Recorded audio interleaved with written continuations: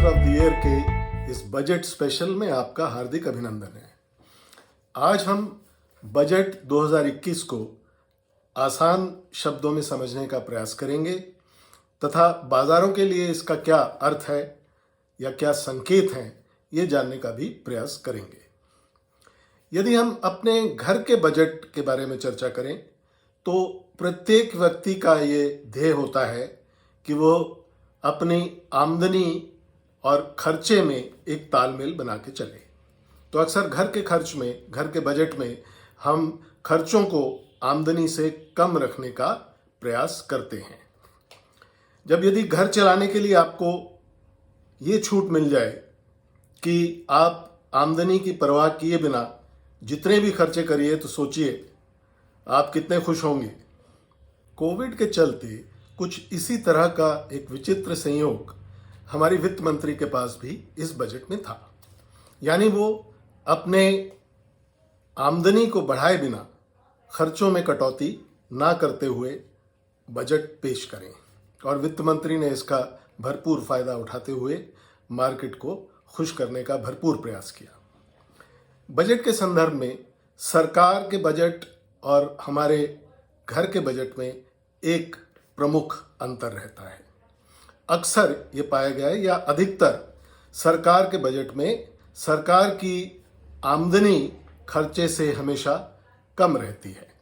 आमदनी और खर्च के इस डिफरेंस को फिस्कल डेफिसिट अर्थात राजकोषीय घाटे के रूप में जाना जाता है।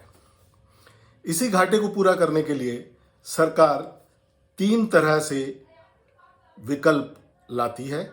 पहला विकल्प है टैक्स के रूप में आमदनी बढ़ाना, दूसरा बॉन्ड्स के द्वारा ऋण उगाना जिसकी देनदारी इंटरेस्ट के माध्यम से सरकार के ऊपर आती है, और बाकी का बचा हुआ जो डिफरेंस है उसको नकदी बढ़ाकर अर्थात नोट छापकर पूरा करना।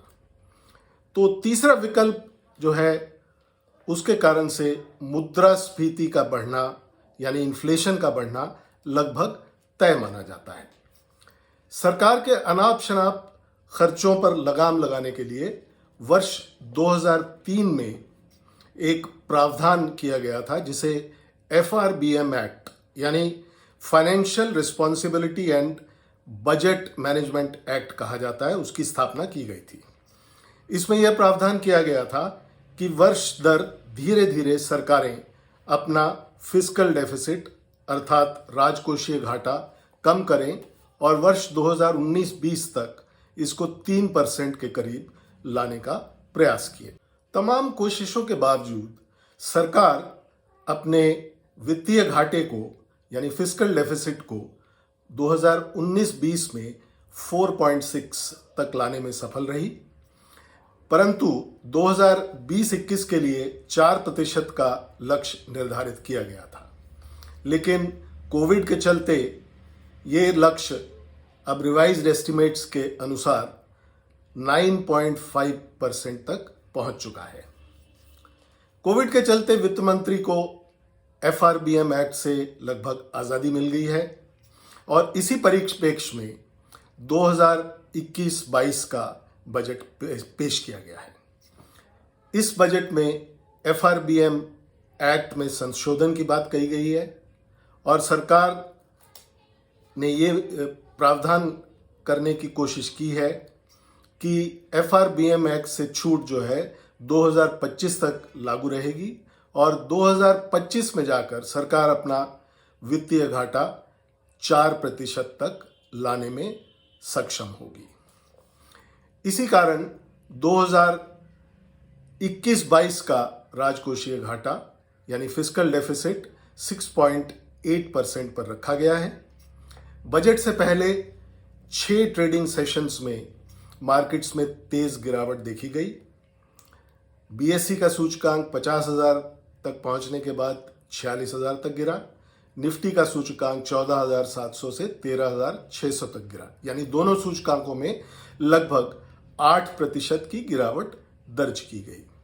और बजट प्रस्तुत होने के 2 सेशंस में ही हमने देखा कि बाजार ने अपनी ये 8% गिरावट वापस कर ली और आज बीएसई का सूचकांक लगभग 50,000 के आसपास और निफ्टी 14,700 के आसपास पहुंचने में सक्षम रहे।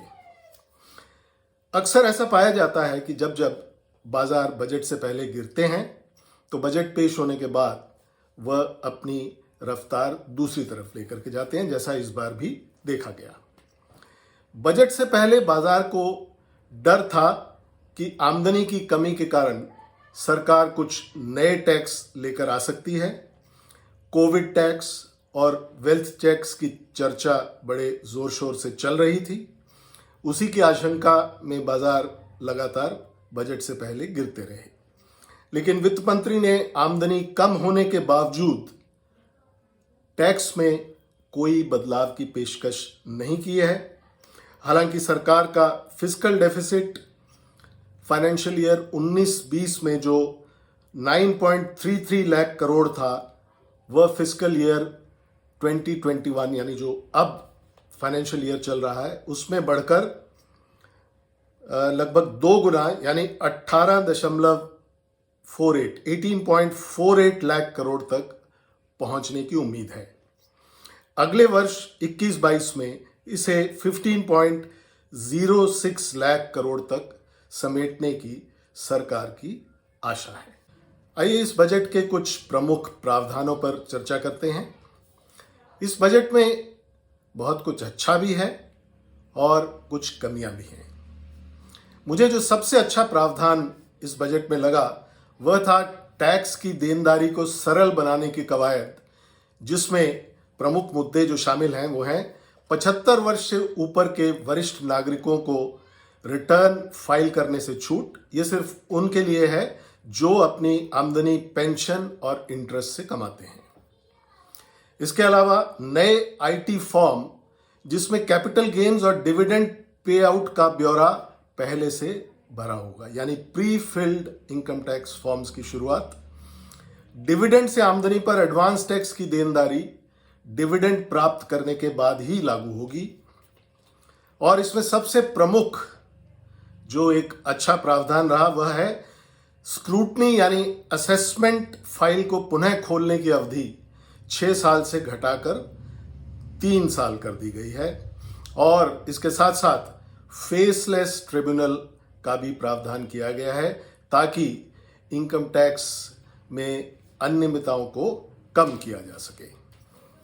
इसके अतिरिक्त फाइनेंशियल सेक्टर रिफॉर्म भी बाजार को काफी पसंद आए हैं।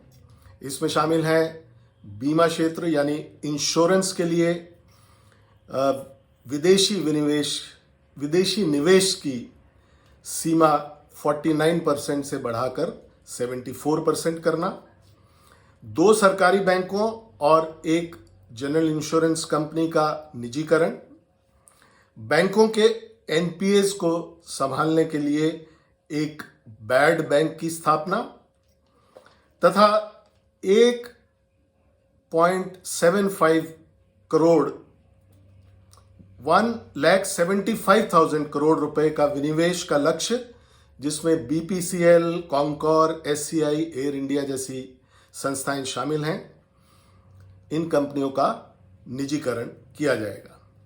इसके अलावा सोने और चांदी पर इंपोर्ट ड्यूटी 12.5% से घटाकर 7.5% कर दी गई है, जिससे सोने और चांदी की कीमतों में तुरंत प्रभाव से 4 से 5% की कटौती हो गई है।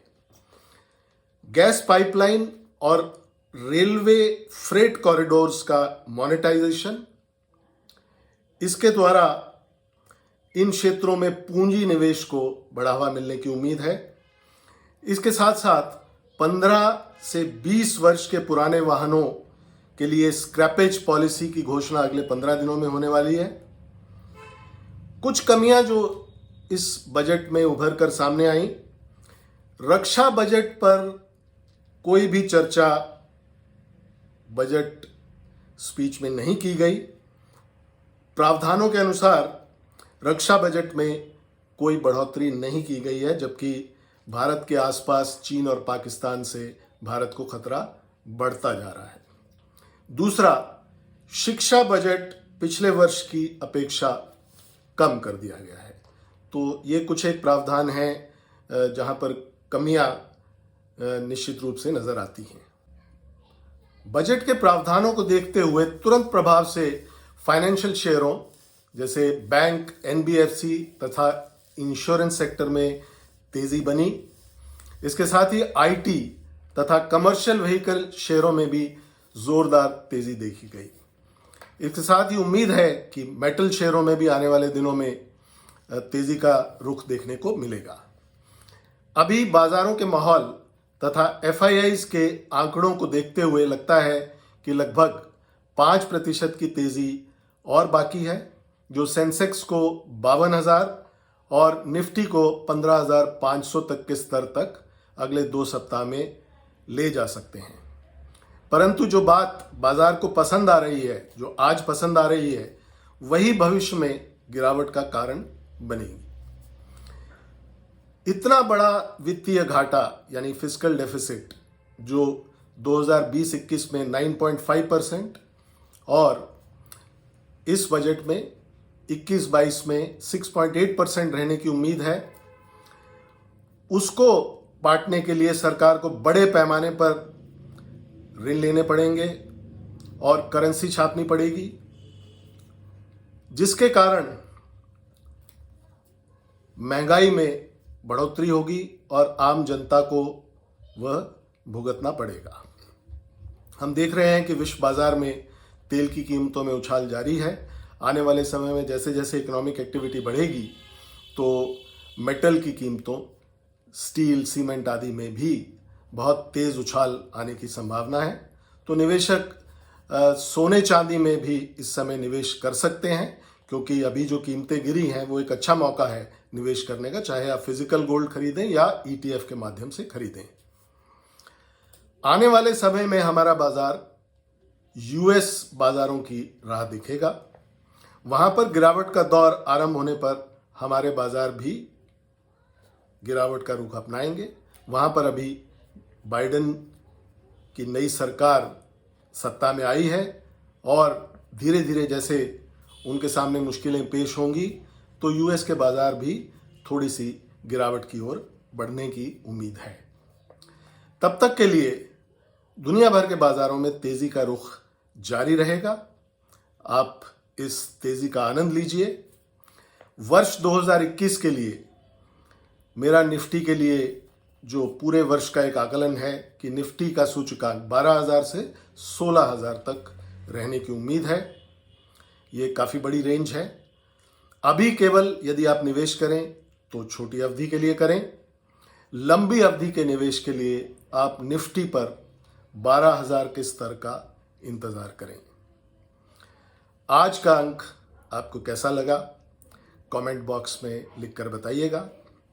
अगर ये अंक अच्छा लगा हो तो एक लाइक का बटन दबाने में संकोच न कीजिएगा, और यदि चैनल को सब्सक्राइब नहीं किया है तो सब्सक्राइब भी अवश्य कर लें।